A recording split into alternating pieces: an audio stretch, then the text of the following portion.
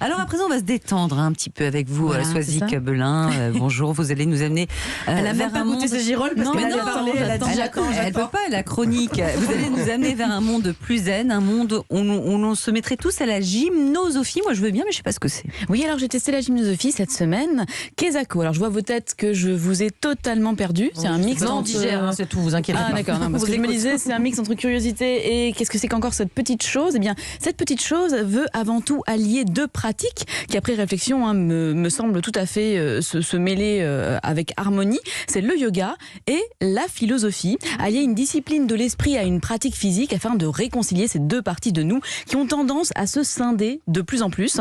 Le but sera donc de se réconcilier avec soi-même, tant physiquement que spirituellement, et de mettre en pratique le cultissime Connais-toi toi-même de Socrate. Alors il faut rappeler à nos auditeurs qui iraient googliser le terme gymnosophe, qui ne date pas d'aujourd'hui. Il servait à désigner ces sages nus, ces philosophes de l'Égypte ancienne. Alors je suis allée à la rencontre de celle qui a ressuscité le terme, Anne Bouillon, pour savoir pourquoi cette aventure. J'ai mis en lumière le concept de gymnosophie pour rappeler que on avait en Grèce antique des sages nus qui étaient donc des gymnosophes qui pratiquaient une forme de méditation et qu'en vérité le yoga fait partie de nos habitudes occidentales depuis très longtemps.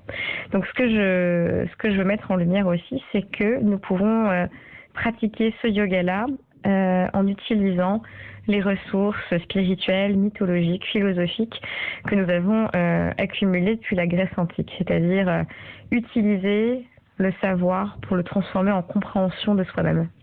Soisic, alors comment se déroule une séance de gymnosophie? Parce que bon, le yoga, la plupart d'entre nous, Edouard, je sais pas, vous avez testé déjà? Non, mais là, j'ai entendu qu'il fallait être tout nu si on voulait faire comme les philosophes. Non, On est obligé d'être à poil ou... Non, il faut être vêtu justement. Okay. Non. Mais Rohan est prêt à commencer. Alors expliquez-nous comment ça se passe. Alors c'est simple. Comme pour un cours de yoga, car c'est avant tout une pratique yogi, il faudra une tenue adéquate, un tapis, jusque-là rien de nouveau. Donc n'ayez pas crainte, contrairement aux gymnosophes antiques, personne ne sera nu à ce moment-là. Parce que pour ce qui est de la philosophie, pas la peine de venir non plus avec l'ouvrage de votre philosophe préféré. C'est Anne qui mène le cours. Alors va-t-on philosopher sur un concept? Va-t-on pousser une réflexion et en même temps enchaîner quelques asanas? Cette pratique est-elle aussi destinée à ceux qui ne sont pas très souples et qui n'ont pas fait un bac L? Réponse en son. Un cours de gymnosophie, c'est des postures de yoga dynamique, du vinyasa yoga, donc la victoire sur l'ego. Donc là, je trouve qu'on est bien dans les problématiques occidentales. Victoire sur l'ego, dépassement de l'ego pour pouvoir se comprendre soi-même, viser le soi. Et donc, je propose en plus des suggestions de méditation. Donc, je fais de la méditation guidée. J'utilise des citations, des textes. Je suggère des choses, en tout cas pour laisser aux personnes présentes la liberté d'aller plus loin par elles-mêmes. En fait, je crois que le yoga doit aussi s'accompagner de lecture et de théorie pour faire vivre la pratique et réciproquement. Donc la théorie et la pratique ensemble. C'est donc une discipline que l'on pratique à plusieurs pour l'énergie que ce type de cours peut dégager en groupe, mais il ne faut pas négliger la singularité de l'exercice puisque chacun sera différemment touché. Chacun trouvera des réponses énergétiques différentes selon sa problématique de départ. Ici donc pas de blabla inutile, la parole est d'or et ne vient que pour lancer les pistes de réflexion.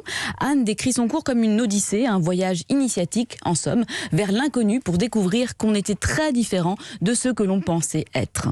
Soisic, j'ai l'impression que vous avez eu un gros coup de cœur pour ce yoga particulier, non? Oui, j'avoue que ça m'a plu et Elle a un bébé, en même temps elle est fatiguée, donc elle a besoin, j'ai besoin de ce genre de choses. Et Anne Bouillon, ce qui m'a plu chez elle, c'est son naturel. Il suffit de jeter un œil au visuel des postures sur son site et sur Instagram pour remarquer qu'ici, c'est du fait maison, mais dans le bon sens du terme. Ce ne sont pas des photos retouchées, filtrées, déshumanisées. Elle n'est pas ici pour vendre et faire un placement de produit. On la retrouve chez elle, entourée de son chien, de son chat. Il y a un naturel qui non seulement nous touche, mais rappelle aussi que l'on a tous en soi un potentiel de yogi.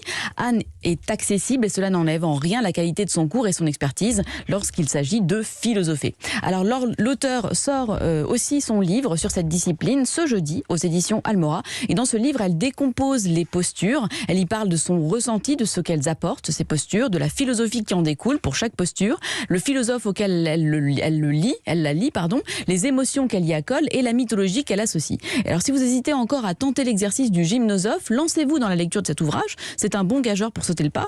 Et je signale que la gymnosophie peut se pratiquer à partir de 12 ans. Donc, c'est aussi une façon... C'est bon pour vous, Merwan, vous pouvez. Ouais. C'est pour les plus de 12 ans. Pour la crise d'adolescence, c'est pas mal. Tout juste. C'est une façon d'initier son ado à la philosophie. Et je finirai cette chronique sur la citation de Deleuze.